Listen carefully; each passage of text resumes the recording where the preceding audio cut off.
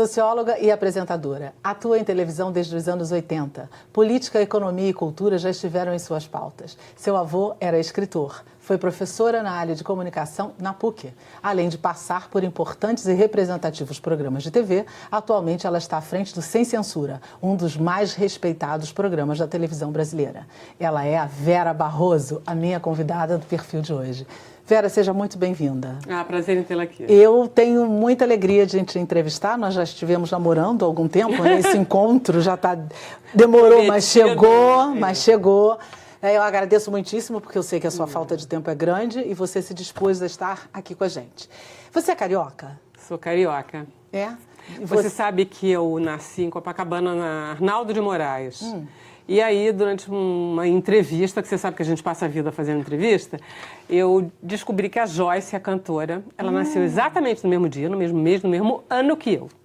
E ela dizia assim, porque eu sempre morei em Copacabana, eu digo, pronto, eu fui colega de berçário da Joyce. Aí inventei isso, fiz uma fantasia na minha cabeça. Tipo ficção mesmo? Tipo ficção total. E fiz o Ricardo Vilas, com quem eu trabalho lá na TV, digo, liga pra Joyce e pergunta se ela nasceu na Arnaldo de Moraes.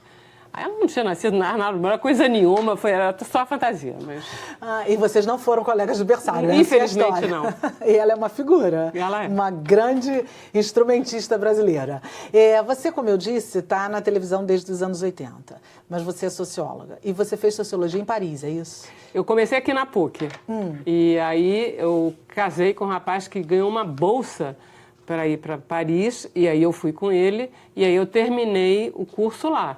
Foi assim um pouco por acaso, não foi assim nem muito de propósito. Não foi intencional? Não. Mas foi bom? Foi muito bom. Eu fiquei 8 anos em Paris, foi muito bom. Deve ter amado, né? Eu era muito jovem e era estudante, eu trabalhava. Não é a Paris que as pessoas vão, né? É uma outra Paris e era uma outra cidade, era uma outra época. Isso eu cheguei lá em 68. Mas é uma experiência que eu recomendo a todo mundo, né? Passar um tempo fora, eu acho... Oxigena muito, né? Nossa... E quando você voltou, você encontrou o Brasil que você esperava ou você estranhou demais? Para se readaptar? Em 76, nós ainda estávamos na ditadura militar, mas o período pesado já tinha passado. Então eu já encontrei um país um pouco mais aberto, mas era esquisito, porque foi na época que, por exemplo, veio o Teatro Bolshoi do balé, foi proibido.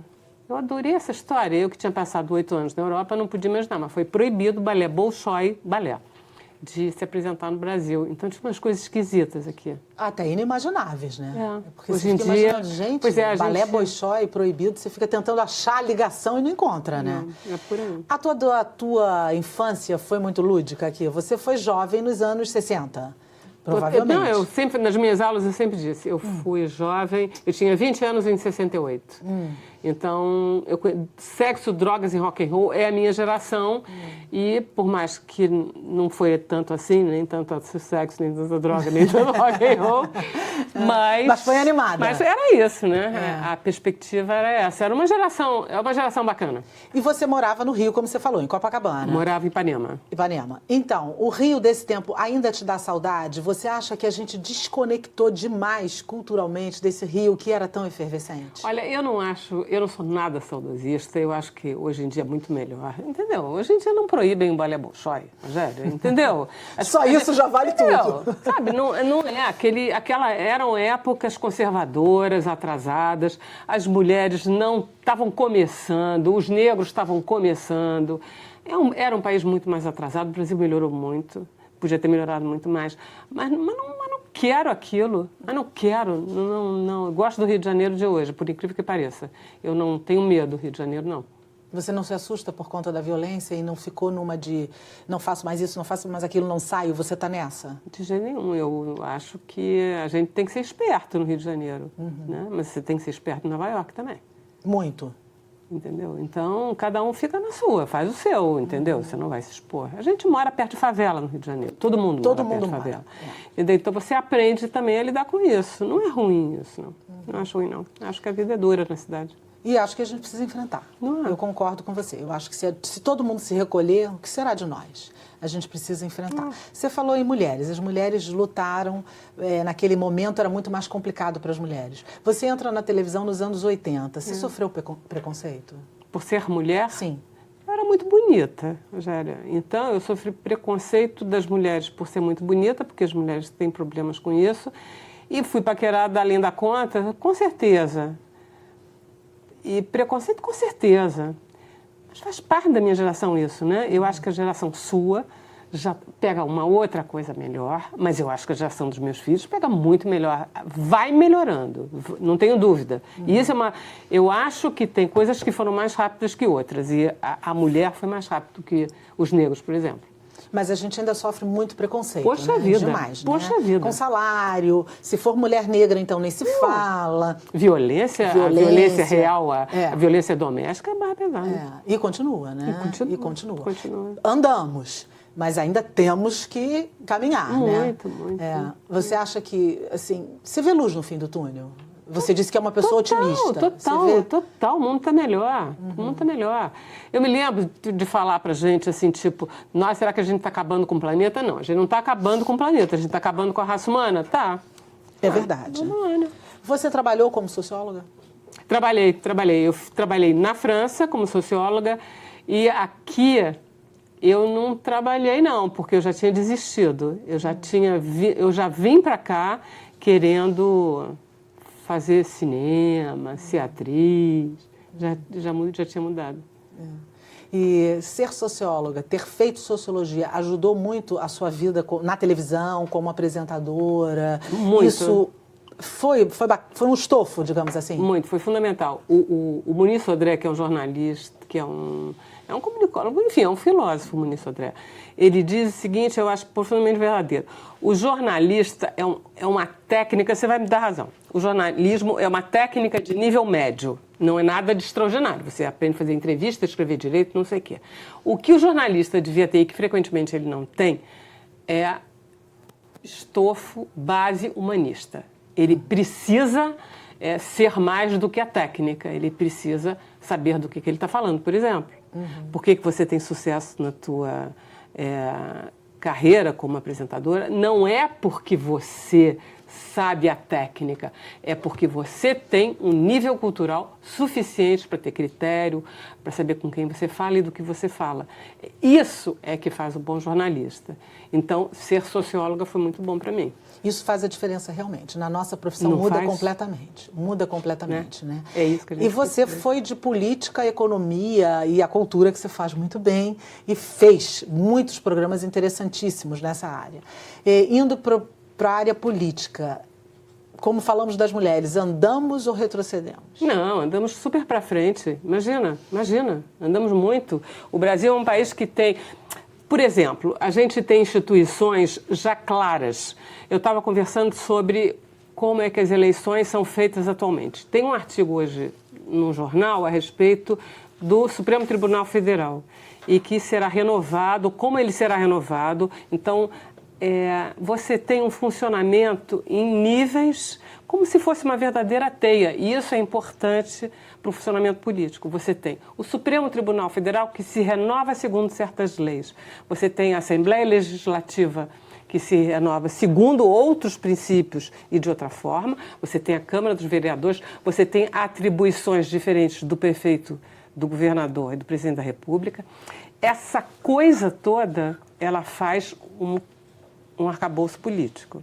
Se a gente tivesse ainda na ditadura, qualquer coisinha dessas poderia mudar por um ato institucional. Ou seja, não quero eleger um determinado ministro para o Supremo Tribunal Federal porque ele é muito de esquerda, mas não tem jeito. Ok, eu mudo a lei.